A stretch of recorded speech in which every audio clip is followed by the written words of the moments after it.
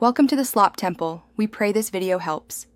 You begin by powering the switch off and removing any media. This prevents shorts and accidental inputs.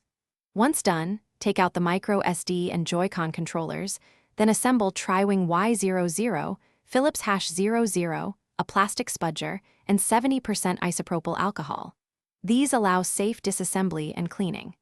Make sure you work on a clean, well-lit surface with a container to sort screws. Starting this way saves time and avoids damage while you access the touchscreen components.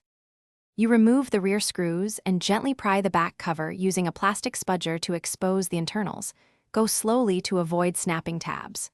Once open, disconnect the battery first to prevent short circuits, then locate and carefully unplug the digitizer and display ribbons to free the screen assembly.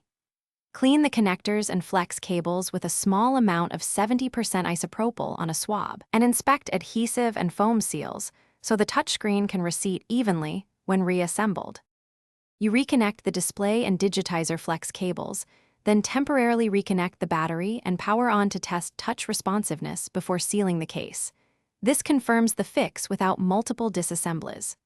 Once touch works, power down, apply fresh adhesive where needed, and reassemble in reverse order while keeping screws matched to their holes and snug, but not over tight. If touch remains erratic, swap in a verified replacement screen or check for software calibration. Consider professional repair. Thanks for watching. Consider subscribing if we helped you.